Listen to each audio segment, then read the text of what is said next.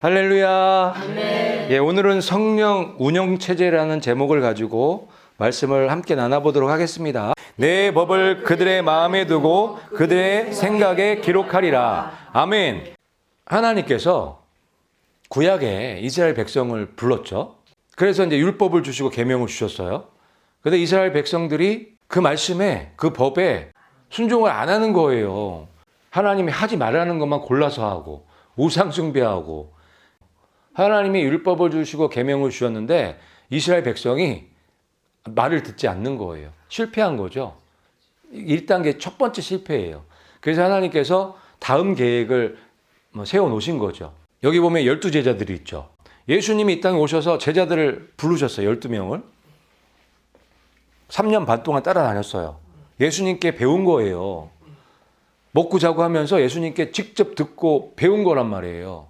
그런데 이 제자들의 생각 가운데 하나님의 법이 기록됐을까요? 안 됐을까요? 안 됐죠. 이게 이제 굉장히 중요한 문제인 거예요. 예수님께서, 하나님이신 예수님께서 이 땅에 오셔서 제자들을 택하셨어요. 12명을. 그리고 3년 반 동안 동거동락하면서 말씀을 가르치신 거예요. 말씀을 전해주셨죠. 그리고 직접 보여주시고 기적도 보여주시고 엄청난 많은 기적과 말씀을 통해서 가르쳐 주셨는데도 불구하고 이 제자들의 이 생각에는 말씀이, 그 하나님의 법이 기록되지 못했단 말이에요. 이게 이제 문제인 거예요. 유대인들이 예수님을 환영했나요? 예수님의 말씀을 아주 기쁘게 들었나요? 배척했죠. 말씀도 배척하고 예수님까지도 십자가에 못 박아 죽게 만들었단 말이에요. 이게 심각한 문제인 거예요. 하나님이신 예수님이 오셔서 말씀을 직접 가르치시고 어마어마한 일들을 하셨는데 불구하고 자기 백성들한테 버림받는 것뿐만 아니라 십자가에 못 박혀 죽으시고, 그것뿐만 아니라 자기 제자들, 수족과 같은 그 제자들에게도 버림받으시고 비참하게 십자가에 죽으셨단 말이에요. 이거 성공인가요? 실패란 말이에요. 하나님이신 예수님이 오셔서 3년 반 동안 사람들과 함께 있었지만 사람들은 거부했단 말이에요. 기록하기는커녕 십자가에 못 박았단 말이에요. 그렇기 때문에 실질적으로 우리 생각에 저 말씀을 기록해 주시는 분은 성령님이신 거예요. 예수님은 성령님이 들어오셔서 우리 생각에 기록할 수 있게끔 그 모든 준비를 해주시는 거고, 성령님이 들어오셔서 저걸 해주시는 거예요. 그래야 가능하게 되는 거예요. 저게 성령님까지 와야 되는 거예요. 그런 내용들을, 그 성령의 운영체제가 왜 필요한지를 오늘 이제 제가 말씀을 드리려고 하는 거예요. 굉장히 오늘 중요한 내용들이 굉장히 많고 굉장히 중요한 영적인 원리들이 많이 들어가 있기 때문에 끝까지 다 보셔야 돼요. 그리고 한 번 들어서 잘 모르시겠다 하시는 분들은 반복해서 보시는 거 아시죠? 굉장히 중요한 원리들은 내 걸로 완전히 만드셔야 되는 거예요. 자, 사도 바울도 예수님을 믿었어요. 예수님을 만났단 말이에요. 그런데 내 마음에는 하나님을 사랑하는 마음이 있는데 그 육신의 생각이 그걸 사로잡아서 결국은 죄를 짓게 만든다는 고백을 하는 거예요. 그러면서 나는 공부한 자라고 고백을 하는 내용이 로마서 7장에 있는 거예요. 사도 바울도 똑같이 12제자가 경험한 그 경험을 하는 거예요. 그러면서 발견한 성령의 법, 성령의 운영체제죠. 성령의 시스템을 컴퓨터와 이렇게 비교해 보면서 운영체제라는 단어를 이제 만든 거예요. 그렇게 이해하면 더 쉽기 때문에 지금 이 시대에 맞게끔 말씀을 우리가 조명해 보는 거예요. 성령님의 인도하심이 어떤 건지를 성령의 운영체제로 우리가 이해하면 쉽기 때문에 그렇게 말씀을 드리는 거예요. 생명의 성령의 법이 죄와 사망의 법에서 너를 해방하였음이니라. 아멘. 그리스도 예수 안에 있는 생명의 성령의 법이에요. 예수님 안에 있는 거예요. 그러니까 우리가 예수님을 믿음으로 인해서 예수님 안으로 들어가죠. 그 예수님 안에 이 생명의 성령의 법이 있는 거예요. 이 성령의 법이 우리를 해방시켜 주는 거예요. 뭐에서? 죄에서. 죄를 이길 수 있게 해주시는 게 생명의 성령의 법인 거예요. 이 생명의 성령의 법을 지금 이 시대의 단어로 바꿔서 성령 운영체제라고 하는 거예요. 이 성령 운영체제가 우리들 생각 속에 머리부터 발끝까지 탑재됐을 때 죄를 이길 수 있는 사람이 되는 거예요. 그래서 히브리서 10장 16절 내 법을 그들의 마음에 두고 그들의 생각에 기록하리라는 이 말씀이 성취가 되는 거예요. 성령님이 우리 안에 들어와서 성령의 운영체제를 탑재시켜 주시면 죄를 이길 수 있는 단계로 이제 들어가는 거죠. 그래서 내 법을 그들의 마음에 두고 그들의 생각에 기록하는 그 이 시스템을 성령의 운영체제라고 하는 거예요. 예수님 안에 생명의 성령의 법이 있죠. 성령의 운영체제가 있는 거예요. 우리가 예수님을 믿고 예수님 안에 들어가면 이 성령의 운영체제가 탑재가 되는 거예요. 그러면 그 전에는 우리가 마귀 안에 있었죠. 마귀 안에. 사탄 안에 있었던 시스템이 육신의 운영체제예요. 육신의 운영체제 하니까 성령의 운영체제가 좀 더 쉽게 다가오죠. 그 예수님 안에 있는 시스템이 성령의 운영체제고 마귀 안에 있는 이 시스템이 육신의 운영체제인 거예요. 그러니까 이거를 프로그램이라고 생각해 보세요. 윈도우 같은. 마귀한테 우리가 유혹되고 미혹되고 마귀 안에 들어갔을 때는 이 육신의 운영체제 이 프로그램이 탑재가 된 거예요. 그래서 어쩔 수 없이 이 육신의 인도함을 따라서 육신이 가라는 대로 가고 육신이 하라는 대로 할 수밖에 없는 그런 존재가 돼버린 거예요. 왜? 그런 프로그램이 깔려버렸기 때문에. 그런 운영체제가 깔려버렸기 때문에. 그게 육신의 운영체제인 거예요. 그런데 예수님 안에 예수님을 믿고 예수님 안에 들어간 사람들에게는 이 성령의 운영체제가 깔린다고요. 저 프로그램이. 그래서 죄를 이길 수가 있는 거예요. 프로그램이 완전히 바뀌었죠. 육신의 이 운영체제에서 성령의 운영체제로 완전히 바뀐 거예요. 이게 놀라운 기적인 거죠. 육신의 생각은 하나님과 원수가 되나니 이는 하나님의 법에 굴복하지 아니할 뿐 아니라 할 수도 없음이라. 아멘. 그러니까 이 말씀이 이해가 돼요. 이 육신의 운영체제와 성령의 운영체제, 이 프로그램, 운영체제로 우리가 이해를 하면 이 말씀이 이해가 되는 거예요. 이 육신의 운영체제가 깔려있는 사람, 탑재해 있는 사람은 절대로 하나님의 법에 굴복할 수가 없어요. 이 프로그램이 깔려있기 때문에. 하지만 예수님 안에 들어간 사람들은 성령의 운영체제가 탑재가 되잖아요. 그러면 하나님의 법을 따르기가 너무 쉽죠. 프로그램이 바뀌어버렸기 때문에. 그 말씀을 하시는 거예요. 이 말씀이. 그래서 예수님 밖에 있는 사람들은 육신의 생각을 갖고 있겠죠. 이걸로 탑재되어 있으니까 육신의 이 프로그램으로. 그래서 하나님의 원수가 될 수밖에 없는 거예요. 하나님의 법을 알 수도 없고 굴복할 수도 없는 거예요. 그러면 어떻게 해야 돼요? 여기서 탈출하기 위해서는 이 프로그램을 완전히 파기시키고 새로운 성령의 운영체제, 저 프로그램을 탑재시켜야 되는 거예요. 그게 가능하다고요. 그게 생명의 성령의 법이라고요. 그걸 하시기 위해서 성령님께서 우리한테 임하시는 거예요. 성령님이 우리에게 들어오시는 순간 저게 성취가 되는 거죠. 성령의 운영체제가 확 들어와서 탑재가 돼버리는 거예요. 이제는 하나님의 법에 우리가 순종할 수 있는 사람이 되는 거예요. 반대로 육신의 생각을 따라갈 수 없는 사람이 돼버리는 거죠. 이렇게 프로그램이 바뀌는 게 너무너무 중요한 거예요. 운영체제가 바뀌는 게 너무너무 중요한 거예요. 하나님께서 하시는 계획이 뭐냐면 이 운영체제를 완전히 바꿔주시는 일을 하는 거예요. 우리 운영체제가 원래는 이 운영체제였어요. 성령 운영체제. 그런데 마귀 뱀의 유혹에 하와 할머니가 그 선악과를 먹는 바람에 이게 바뀌어버린 거예요. 성령의 운영체제가 파기가 되고 육신의 운영체제가 들어앉아버린 거예요. 그때부터 이 죄의 역사가 시작되는 거란 말이에요. 육신의 운영체제에 있는 사람들한테 아무리 하나님이 말씀하셔도 안 들어요. 못 들어요. 들을 수가 없는 거예요. 그래서 하나님이 약 1500년 동안 그렇게 말씀하셨는데도 불순종할 수밖에 없었던 이유가 거기 있는 거고, 예수님이 오셔서 3년 반 동안 그 기적과 그 놀라운 일들, 놀라운 말씀들을 하셨는데도 불구하고 변화되지 않는 이유가 거기 있는 거예요. 그래서 하나님께서 최종적으로 하시는 일이 이 성령의 운영체제를 탑재시키는 일을 하시는 거예요. 그 일이 오순절 성령 강림 때 일어난 거예요. 그때. 그래서 이 운영체제가 그때 바뀌는 순간 어떤 일이 일어났어요? 그렇게 말 안 듣고 굴복하지 못했던 사람들, 순종하지 못했던 사람들이 완전히 180도 바뀌었죠? 그런 거예요. 그래서 이 시스템이 바뀌는 건 너무너무 중요한 거예요. 이 원리를 우리가 이해해야지만 내가 무엇을 어떻게 해야 되는지 알 수 있겠죠. 너무너무 중요한 거예요. 그래서 우리가 이 성령의 운영체제로 바뀌어야 되는 거예요. 지금 여러분들은 지금 육신의 운영체제 안에 있나요? 아니면 성령의 운영체제 안에 있나요? 그걸 어떻게 하냐? 하나님의 말씀에 내가 순종하느냐 안 하느냐를 보면 알아요. 여러분들이 하나님 말씀을 순종하는 게 아주 기쁨으로 감사함으로 하고 있다면 여러분들은 성령의 운영체제가 탑재되어 있는 거예요. 그런데 하나님 말씀대로 순종하기가 싫어. 잘 안 돼요. 자원하는 게 안 되는 거예요. 하긴 하라니까 하는데 억지로 하는 거예요. 왜? 육신의 운영체제가 탑재되어 있기 때문에 그런 거예요.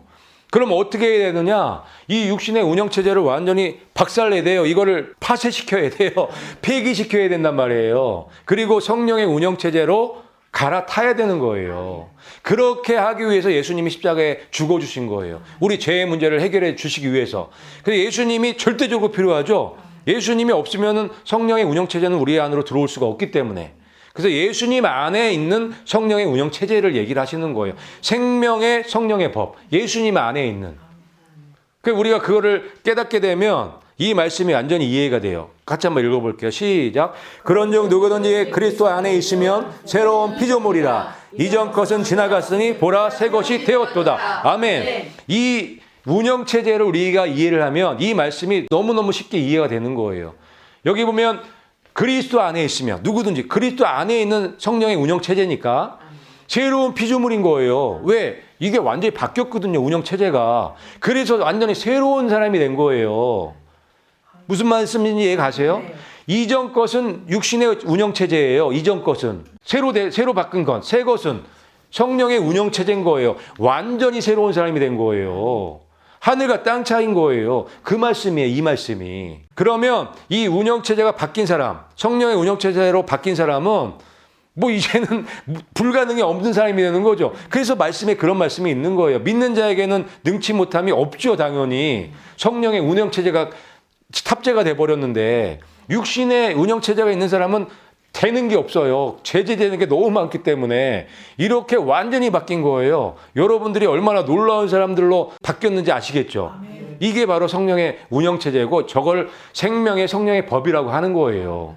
저걸 사모하셔야 되고 저 운영체제로 충만하게 하셔야 되는 거예요. 그게 바로 성령 충만이에요. 그럼 이 원리와 이 영적인 법칙을 우리가 이해하면 빨리 할 수 있겠죠. 그래서 이 내용들은 너무너무 중요한 내용들인 거예요. 이 운영체제를 바깥하는 방법도 다 알려주셨어요. 성경에는 다 있기 때문에 그 부분은 끝나는 부분에 알려드릴게요. 그래서 이 말씀을 하시는 거예요. 같이 한번 읽어볼게요. 시작. 그러나 진리의 성령이 오시면 그가 너희를 모든 진리 가운데로 인도하시리니. 아멘. 그래서 이 말씀을 하시는 거예요. 여러분 성령의 운영체제를 이해하게 되면 정말 말씀들이 예수님이 하신 말씀들, 성경의 말씀들이 살아나요. 살아나. 그 정도로 성령의 운영체제는 너무너무 중요한 거예요. 진리의 성령이 오시면 성령의 운영체제가 탑재되면 이 말씀이에요. 너희를 모든 진리 가운데로 인도할 거라고 말씀하시는 거예요. 예수님이 이전에도 엄청 많이 말씀하세요. 정말 3년 반 동안 열변을 토하신단 말이에요. 그런데도 알아듣지를 못해요. 하지만 성령의 운영체제, 성령님이 임하시면 게임 끝나는 거죠. 그때부터는 모든 진리 가운데 모든 그냥 진리가 아니라 모든 진리를 알 수 있게끔 해주신다는 거예요. 그 성령의 운영체제가 그렇게 강력하고 좋은 거예요. 완전히 좋은 거란 말이에요. 그 성령의 운영체제로 여러분 확실하게 갈아타셔야 된단 말이에요. 그러면 수지 맞는 거죠. 그가 스스로 말하지 않고 오직 들은 것을 말하며 장래일을 너희에게 알게 하시리라. 성령의 운영체제가 탑재가 되면 장래일도 알게 해주신다는 거 당연하죠. 성령님이 하나님이신데 성령님이 여러분들을 만드신 창조주 하나님이시란 말이에요. 그분이 과거도 하시고 현재도 하시고 미래도 하시는 하나님이란 말이에요. 그분이 들어오셔서 운영체제를 탑재해 주셨단 말이에요. 게임 끝난 거죠. 그래서 우리가 불가능이 없는 사람이 되는 거예요. 보혜사 곧 아버지께서 내 이름으로 보내실 성령 그가 보혜사죠. 아버지께서 보내시는 거예요. 아버지의 뜻이라고요. 성령의 운영체제가 우리한테 이게 탑재되는 건 하나님의 뜻이란 말이에요. 그런데 보혜사로 오죠. 보혜사는 우리를 도우시는 보호자예요. 마치 어머니처럼 그렇게 우리를 돌보신다는 얘기를 하는 거예요. 좋나요? 완전 좋죠. 예? 성령 하나님께서 나의 보호자가 되셔서 나를 돌보시는 거예요. 나를 양육해 주시는 거예요. 그게 성령의 운영체제라고요. 자, 너희에게 모든 것을 가르치고 내가 너희에게 말한 모든 것을 생각나게 하리라. 아멘이시죠. 성령의 운영체제가 깔려야 된다고요. 탑재돼야 된다고요. 그러면 모든 진리를 알게 되고 모든 장래일을 알게 되고 그러니까 예수님께서 가르치시고 말씀하신 모든 것들을 다 알게 해주신다는 거예요. 감사하죠. 자, 이것도 한번 읽어볼까요? 시작. 그가 영안에서 신비들을 말하느니라. 아멘. 그래서 성령의 운영체제가 임하면 성령의 운영체제가 이제 탑재가 되면 이런 일들이 일어나는 거예요. 이상한 일들이, 신비한 일들이 당연한 거예요. 프로그램이 바뀌었거든요. 운영체제가 완전히 바뀌었거든요. 육신이 하지 못했던 것들을 이제는 성령 안에서 성령의 능력으로 할 수가 있는 사람으로 바뀐 거예요. 그래서 신비로운 말, 비밀을 이 하나님의 언어로 비밀들을 얘기하게 되는 거예요. 그 말씀을 고린도전서 12장 2절 말씀에 해 놓으신 거예요. 우리가 영안에서 신비들을 말하는 그게 방언이에요. 그게 방언. 그 방언 해야 될까요? 말아야 될까요? 방언은 해야 되는 거예요. 성령의 운영체제가 이렇게 탑재가 되면 방언은 나오게 돼 있는 거예요. 성령님께서 말하게 하시기 때문에 그게 하나님의 계획이고 하나님의 뜻이에요. 만일 통역하는 자가 없으면 교회에서는 잠잠하고 자기와 하나님에게만 말할 것이요. 아멘. 그 방언을 말할 때 통역하는 자가 없으면 교회에서는 얘기하면 안 된다는 말씀이에요. 얘기하면 안 되죠. 알아듣지도 못하는 얘기를 계속하면 어떻게 하겠어요. 그렇죠? 하지만 합심 기도할 때는 같이 할 수는 있어요. 어쨌든 통역하는 자가 없으면 교회에서는 잠잠하래요. 그 대신 뭐래요? 여기가 중요해요. 이 말씀이. 자기와 하나님에게 말하라는 거예요. 하나님께 하는 건 이해가 가요. 그런데 누구에게도 해야 돼요. 이게 중요해요. 방언은요, 하나님께만 하는 게 아니에요. 자기 자신에게 하는 거예요. 그런데 왜 자기 자신에게 방언을 해야 될까요? 이게 굉장히 중요해요. 하나님의 법을 우리 생각 속에 기록하시죠. 그 방언을 통해서 성령이 말하게 하심을 통해서 우리 뇌 속에 우리 생각 속에 기록되고 있는 거란 말이에요. 우리 뇌가 세 부분으로 나눠진다고 지난주에 말씀드렸죠. 우리 중뇌에, 중간뇌에, 중두에 잘못된 습관들, 잘못된 기록들이 많이 기록돼 있죠. 기억들이. 그거를 지우고 새로운 하나님의 법들로 하나님의 계획과 하나님의 뜻대로 기록하시는 일을 방언을 통해서도 하신다고요. 그렇기 때문에 자기에게 말하는 거예요. 자기에게. 처음에는 통역이 안 돼요. 무슨 말인지 몰라요. 그런데 우리 뇌는 해요. 시간이 지나면 우리 뇌는 그걸 통역한단 말이에요. 왜냐하면 우리 뇌의 기능이 가장 중요한 기능이 통역하는 기능이 있기 때문에 그래요. 우선적인 기능 중에 하나가 뭐냐면 정보가 들어오면 이거를 분석하는 일을 해요. 우리 뇌가 아주 정확하게 분석을 한단 말이에요. 그래서 이거를 전달해요. 우리 각 몸에 우리 지체들한테 그 뇌에서 이 정보를 분석해서 전달해갖고 결과를 나타나게 그러니까 열매를 맺게끔 한단 말이에요. 예를 들면 이거예요. 만약에 여기 사과 하나가 있어요. 사과를 딱 봤네. 정보가 들어왔어요. 독사간가 이거 먹어도 될까? 이거를 결정하는 게 뇌가 한단 말이에요. 이걸 분석을 쫙 하는 거예요. 분석이 딱 끝났어요. 먹어도 돼. 그러면 우리 몸에다가 다 이걸 전달해 준단 말이에요. 그래서 손이 아는 거죠. 왜? 뇌가 알려줬으니까. 입이 아는 거죠. 혀가 알죠. 그래서 막 침이 고이죠. 맛있겠다. 그래서 그러니까 이게 그 정보를 뇌가 분석을 해서 각 기관에 다 전달해 주는 일을 뇌에서 하는 거예요. 그래서 결국 사과를 먹죠. 그래서 그 결과를 만들어낸다고요. 뇌의 기능이 그걸 한다는 거예요. 이해 가시죠? 여러분 뇌가 다 그래요. 저만 그런 게 아니라 저 여러분들도 다 그렇게 해서 사과도 먹고 배도 먹고 밥도 먹는 거예요. 뇌가 분석해서 정보를 우리 몸에 다 알려줘서 우리 손과 발과 입과 혀가 다 움직여 그렇게 하는 거예요. 우리가 어디를 가는 것도 똑같아요. 부산까지 만약에 가게 된다면 그 부산까지 가게 되는 그 모든 정보를 뇌가 분석해서 갈 수 있게끔 해준단 말이에요. 우리 손과 발과 모든 걸 다 총동원해서 우리 몸이 굉장히 신비롭게 만들어진 거예요. 아주. 근데 뇌가 굉장히 중요해요. 그 뇌가 굉장히 똑똑해요. 하나님은 우리 뇌를 아주 정말 너무너무 좋게 만들었어요. 하나님이 만드셨으니까 당연하겠죠. 하나님의 형상으로 만드셨어. 그것도. 그런데 뇌가 얼마나 똑똑한 분석력이 있는지 아시겠죠. 이 분석하는 게 통역하는 거랑 연결이 돼 있어요. 우리는 모르게 방언을 하지만 이 방언이 다 기록된다고요. 나한테 내가 들으니까 내 뇌는 다 이걸 기록한단 말이에요. 다 저장이 돼요. 저장만 하는 게 아니라 이거를 다 분석을 해요. 그래서 시간이 어떤 건 많이 걸리고 적게 걸릴 수 있지만 이 분석된 게 결과로 나온단 말이에요. 그러니까 여러분 방언 통역 못한다고 해서 걱정할 필요가 없어요. 방언하면 우리 뇌가 그거를 저장해서 기억해서 분석을 해줘요. 그래서 우리한테 유익이 되는 것은 유익이 되도록 그렇게 다 알려줘요. 우리 몸에게. 그래서 결과적으로 열매를 딸 수 있게끔 해준단 말이에요. 그게 우리 몸이에요. 아니면 이 말씀을 저렇게 해놓으시면 안 돼요. 하나님께만 해야지. 우리한테 하는 이유가 있단 말이에요. 그리고 다음 요 말씀. 요 방언을 말하는 자는 자기를 세운다고 했죠. 자기를 세우기 위해서는 그 방언이 해석이 돼야 되고 열매를 맺어야 되는 거예요. 아니면 세울 수 없는 거예요. 맞죠? 요걸 좀 더 자세하게 보면, 자, 보면은 방언을 말하는 자는 자기의 덕을 세우죠. 그리고 예언을 하는 자는 교회의 덕을 세우는 거예요. 하나님, 이거는 반드시 이 말씀대로 되는 거예요. 성령 하나님께서 하시는 거기 때문에 방언을 하는 자는 자기를 100% 세울 수밖에 없는 거예요. 성령님이 하시기 때문에. 예언도 누가 하게 해요? 성령님이 하시는 거죠. 그래서 결국 교회의 덕을 세우죠. 교회를 세운단 말이에요. 여기 가정을 보면은 예언하죠. 교회를 세우죠. 예언은. 방언은 자기를 세워요.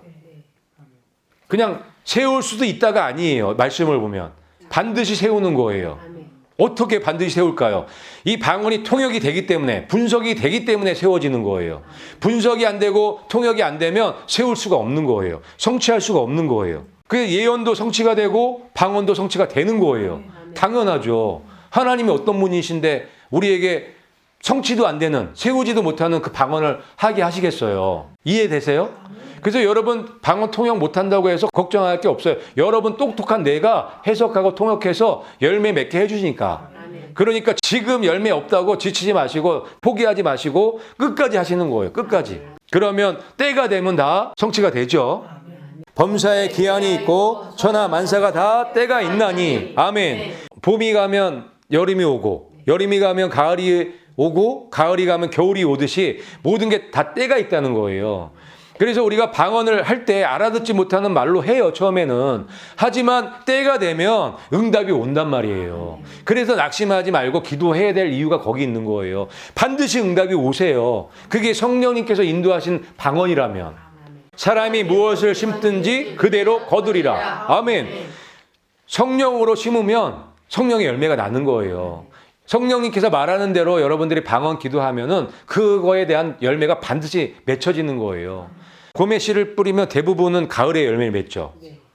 우리도 마찬가지예요. 우리가 방언으로 이제 기도를 하죠. 성령의 말하게 하심을 따라서 열매가 이제 나타나려면 씨가 심겨지면 그 씨가 싹이 트고 열매 맺을 때까지는 시간이 걸려요. 어느 정도 시간이. 그렇죠? 그게 하나의 씨가 그래요. 하나의 씨가. 근데 우리가 하루에 방언으로 이제 성령의 인도하심을 따라서 기도하게 되면 씨 하나만 심나요? 엄청 많이 심으시죠? 엄청 많이 심잖아요. 근데 그 씨가 때를 따라 가을에 열릴 수도 있지만 또 여름에 열리는 씨도 있는 거예요. 그리고 또 가을보다 좀 더 늦게 열릴 수도 있는 씨도 있고 그리고 몇 년 걸려서 나는 또 열매도 있어요. 인삼 같은 거는 6년 뭐 걸린대잖아요. 뭐 그런 거예요. 그런데 우리가 하루만 기도하고 말죠. 아니잖아요. 매일 기도하잖아요. 그 얘기는 뭐냐면 매일 씨를 심죠. 매일매일. 그러면 한 달이 지나요. 그러면 한 달 동안 씨를 뿌렸네요. 무슨 말씀을 드리냐면 지금 여러분들이 지속적으로 씨를 뿌리게 되면 나중에 되면 매일매일 열매를 딸 수가 있다고요. 매일매일 열매를 여러분 따서 먹을 수 있다는 얘기를 드리는 거예요. 처음에 씨 뿌릴 때는 힘들어요. 하지만 열매 따기 시작하면 계속이에요. 왜냐하면 여러분은 기도를 쉬지 않고 지속적으로 할 거기 때문에.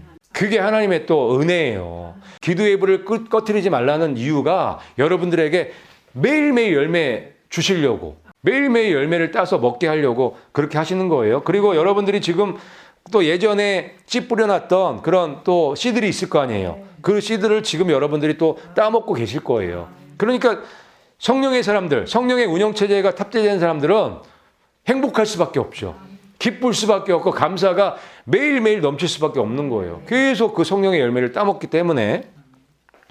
자기 육신에게 심는 자는 육신으로부터 썩은 것을 거두되 성령에게 심는 자는 성령으로부터 영생을 거두리라. 아멘. 이 말씀은 진리죠. 육신에게 심는 자들은 썩을 것, 사망, 멸망을 얻는 거예요. 성령에게 심는 자는 성령으로부터 영생을 거둔다는 말씀을 하시는 거예요. 우리는 육신에게 심든지 성령에게 심든지 둘 중에 하나예요. 그러니까 성령에게 심고 육신에게 심는다는 게 우리가 뭘 할 수 있는 거, 우리 거를 심으란 얘기예요. 그게 뭐예요? 시간. 여러분의 시간을 심고 여러분들의 보물을 심으라는 거예요. 성령님에게. 그러니까 성령님에게 여러분의 시간을 드리라는 거예요. 성령님에게 여러분의 보물을 드리라는 거예요. 그러면 성령으로부터 영생을 거둘 수 있대요. 영생만 걷는 게 아니라 이 땅에서도 30배, 60배, 100배의 열매를 맺는다는 말씀이 있죠. 그런데 육신에게도 그렇게 심을 수 있다는 거예요. 육신에게도 시간을 심을 수 있고 물질을 심을 수 있는 거예요. 보물을. 솔직히 육신에게 많이 심어요? 성령님에게 많이 심어요? 거의 대부분의 사람들이 자기 육신에게 심는단 말이에요. 시간과 보물을. 그래서 썩는 것만 열매를 얻게 되는 거예요. 그런데 이 말씀에 이제 성령에게 심으라는 거예요. 그를. 시간과 여러분들의 보물을 하늘에 쌓으라는 거죠. 그러면 영생뿐만 아니라 이 세대에서도 하늘의 신령한 복들로 여러분들이 차고 넘치실 거예요. 도둑이 오는 것은 도둑질하고 죽이고 멸망시키려는 것뿐이요. 아멘. 잘 아시는 말씀이죠. 이 도둑놈이 온 이유는 여러분 것들을 도둑질해가고 뺏어가고 죽이고 멸망시키기 위해서 온 거예요. 그래서 육신에게 심는 일, 그 일은 여러분 것들을 다 도둑질 당하는 거랑 똑같아요. 제가 다 뺏어간다니까요. 우리의 돈, 우리의 시간, 우리의 귀중한 것, 소중한 것 다 뺏어가요. 제가 좀 줬으면 우리 좀 도와주던가 해야 되잖아요. 죽이고 멸망시킨다니까요. 그런데 성령님은 안 그렇다고요. 성령님께 우리의 시간과 물질을 드리면 성령님께서 영생뿐만 아니라 우리를 날마다 감사하는 사람들로 만들어 주시잖아요.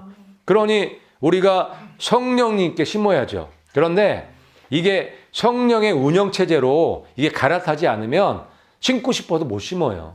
그래서 오늘 이 성령의 운영체제는 너무너무 중요하죠. 그리고 이제 이 성령에게 심는 게 이게 우리가 시간과 우리의 보물을 심는 거고, 또 한 가지 심는 방법 알려드릴게요. 우리 몸에 불이 4군데 있어요. 우리가 하나님의 성전이라고 봤을 때 배꼽 밑이 번제단이라고 지난주에 말씀드렸죠. 배꼽을 물두멍이라고 볼 수 있고, 가슴에 불이 하나 또 있죠.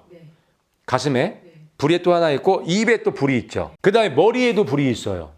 머리에. 지성소에 보면은 거기에 불이 항상 있어요. 기둥이 2개가 있는데 낮에는 구름 기둥, 밤에는 불 기둥. 성령님이 계신 곳에는 불이 있어요. 그냥 성령님의 속성이 있는데 불이 가장 중요하고, 물도 성령님의 속성이에요. 불 기둥은 불을 상징하는 거고, 구름 기둥은 물을 상징하는 거죠. 여기 배에도 불이 있고 물이 있죠. 번제단에 불이 있고 물등에 물이 있잖아요. 이 성령님의 속성을 말씀해 주시는 거예요. 그러니까 성령의 운영체제가 탑재된 사람들은 성령의 불과 성령의 물로 차고 넘치는 사람들인 거예요. 어쨌든 요 배에 있는 불이 회개의 불이에요. 회개의 불. 번제단은 여러분들의 죄를 태우는 곳이에요. 여러분들의 쓴뿌리를 태우는 곳이에요. 여러분들이 완전히 회개를 했어도 쓴뿌리가 또 나온단 말이에요. 그 쓴뿌리를 그때 처리하지 않으면 안 돼요. 그래서 여러분에게 번제단이 필요한 거예요. 가슴에 있는 불을 말씀의 불이라고 하는 거예요. 말씀의 불. 그 다음에 입에 있는 게 기도의 불이에요. 그 다음에 여기가 은혜의 보좌죠. 은혜의 보좌. 그러니까 이 불이 4군데 다 있어요. 이 얘기는 이제 성령의 운영체제가 탑재가 되면 성령의 불의 사람이 된다는 거예요. 그러면 성령에게 심는 자가 어떤 자냐? 이 성령의 운영체제, 저 운영체제를 꺼트리지 않고 계속 돌리는 사람. 회개와 말씀과 기도로 항상 이 성령의 불이 꺼지지 않게끔 쉬지 않고 기도하는 사람들. 제가 말씀드렸죠. 쉬지 않고 기도하는 거는 이 불을 꺼트리지 않는 거라고. 그래서 날마다 회개와 말씀 연구와 성령의 인도하심을 따라 기도하는 일. 이게 바로 성령님께 심는 거예요. 이런 사람들은 뭘 얻는다고요? 영생을 얻는단 말이에요. 그게 성령님에게 심는 방법이에요. 어렵지 않죠? 그러니까 여러분의 시간을 들여서 이 3가지 하라는 얘기죠. 은혜 보좌 앞에 나가라는 얘기죠. 이 시스템을 성령 운영 시스템이라고 하는 거, 성령 운영 체제라고 하는 거예요. 그러니까 성전을 이해하고 내 몸을 이해하면 성령의 운영 체제가 어떻게 돌아가는지 아시겠죠. 그리고 마귀에게도 이게 운영 체제가 있다고 했죠. 이 NWO 운영 체제, 악령의 운영 체제죠. 이 악령의 운영 체제를 우리가 이기기 위해서는 성령의 운영 체제가 반드시 필요하다는 말씀을 드리는 거예요. 우리가 성령의 운영 체제를 모르고 저 성령의 운영 체제를 확고하게 하지 않으면 이 악령의 운영 체제에 질 수밖에 없다는 말씀을 드리는 거예요.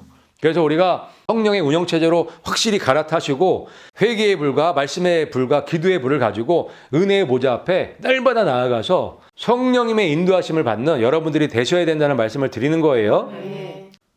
너희 하늘 아버지께서 구하는 자에게 성령을 주시지 않겠느냐. 아멘. 그러면 어떻게 이 성령 운영 체제를 우리 몸에 탑재시킬 것인가, 갈아탈 것인가, 이게 중요하잖아요. 이 말씀에 답이 있는 거예요.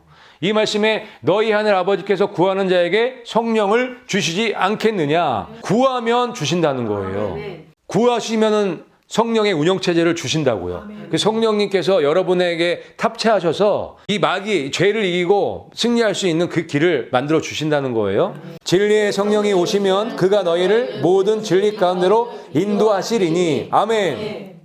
그러니까 구하잖아요. 우리가 성령을 구하게 되면, 성령의 운영체제를 구하게 되면 성령이 탑재될 거 아니에요. 성령의 운영체제가. 그러면 성령이 오시면 모든 진리 가운데로 인도해 주신다는 거예요. 이게 연결해서 보시면 이게 왜 이렇게 되는지 우리가 이해할 수 있겠죠. 그래서 구하기 전에는 자연적인 사람이에요. 자연적인 사람. 구하고 나서는 초자연적인 사람이 되는 거예요. 구하기 전에는 육적인 사람이에요. 근데 구하고 나서는 영적인 사람이 되는 거예요.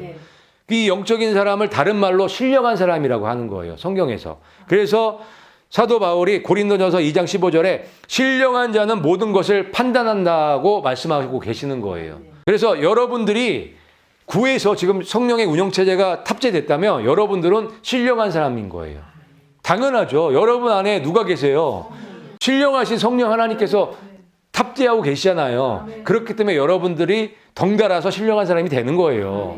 그 정도로 이 운영체제가 바뀌는 거, 이 육적 운영체제에서 영적 운영체제로 바뀌는 거, 이 성령 운영체제로 바뀌는 건 너무너무 중요한 거예요. 육에 속한 사람은 하나님의 성령의 일들을 받지 아니하나니. 아멘. 그러니까 육적인 사람, 육의 운영체제에 있던 사람, 육적인 운영체제에 있던 사람들은 성령의 이 일들을 받을 수가 없다는 말씀을 하시는 거예요. 하나님의 말씀을 들어도 이해할 수 없다는 거예요. 이 얘기는 뭐냐면 영이 잠자고 있다고요. 영이 죽어 있는 상태인 거예요. 그 영이 잠자고 있기 때문에 들어도 듣지 못하죠. 보아도 보지 못하죠. 그 말씀을 하시는 거예요. 그래서 육적인 운영체제가 탑재되어 있는 사람들은 하나님 말씀을 들어도 못 깨닫는 거예요. 그래서 이스라엘 백성이 하나님한테 1500년 동안 배웠는데도 못 깨닫는 거예요. 그래서 제자들이, 12제자들이 예수님께 그렇게 배웠는데도 못 깨닫는 거예요. 육에 속한 사람은 하나님의 성령의 일들을 받지 못하는 거예요. 알 수도 없죠. 그게 육의 생각은 하나님의 원수가 된다는 그 말씀과도 연결이 돼요. 육적인 운영체제가 깔려있는 사람들은 성령의 하는 일들을 받을 수가 없는 거예요. 그러니까 프로그램이 바뀌어야 되는 거예요. 성령의 운영체제 그 프로그램으로 바뀌어야 성령이 하시는 일들을 받을 수가 있는 거예요. 그래서 그 성령이 하시는 일들을 받는 사람들한테 방언이 나오고 예언이 나오고 치유의 역사가 나타나고 성령의 은사들이 여러 가지가 나타나는 거예요.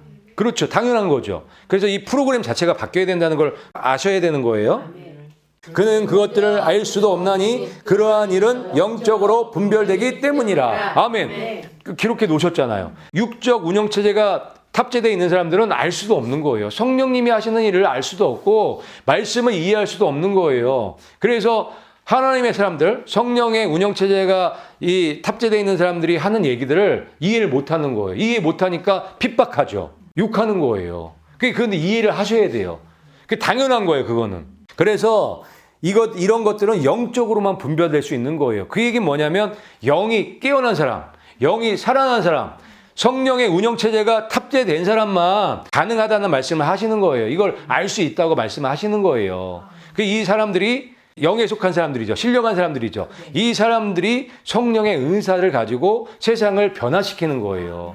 세상 사람들을 구원시키는 일을 하는 거예요. 그게 하나님의 계획이고 하나님의 뜻인 거예요. 그러니 우리가 이 육적 운영체제에서 성령 운영체제로 갈아타는 건 너무너무 중요하죠.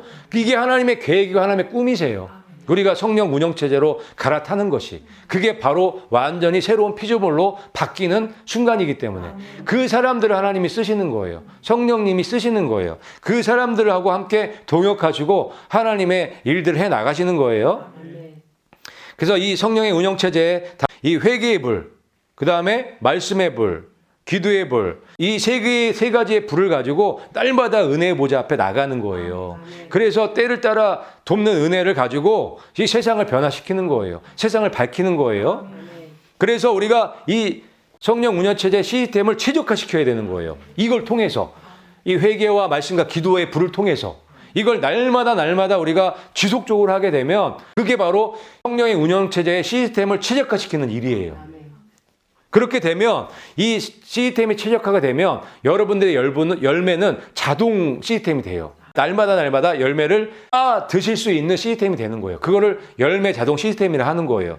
지금부터 심으시면 돼요. 그래서 이 성령 운영 체제 이게 어렵지가 않아요. 우리한테 모든 걸 다 주신 거예요. 그래서 지난 시간에 제가 말씀드렸던 성령의 불 그 시스템과 성령 운영 체제 시스템을 서로 잘 연결해 갖고 여러분들이 이해를 하시면 저 운영체제, 성령 운영체제를 최적화하는 거는 그렇게 어렵지 않으실 거예요. 이렇게 되면 성령님이 여러분들에게 하시는 말씀들을 들을 수 있는 사람들이 되는 거예요. 같이 한번 읽어볼게요. 시작. 귀 있는 자는 성령께서 교회들에게 말씀하시는 것을 들을지어다. 아멘. 이 성령의 운영체제가 최적화될 때 저게 자동 시스템으로 돌아갈 때 성령께서 여러분에게 하시는 말씀들을 여러분들이 잘 들으실 수 있는 사람들이 되는 거예요. 성령님께서 얼마나 답답하시겠어요. 성령님께서 계속 여러분들에게 말씀하시는데 듣지를 못해요. 왜? 이 시스템이 잘못되어 있거든요. 육적인 운영체제를 사용하고 있으니 들을 수가 없죠. 하지만 이제 이 영적인 원리들을 아셨으니까 성령의 운영체제로 갈아타셔서 시스템을 최적화시키시고 열매가 자동으로 열리는 그 자동 시스템을 만드셔갖고 하나님께 영광과 찬양이 되는 여러분들이 되시기를 예수님의 이름으로 축복합니다. 아멘.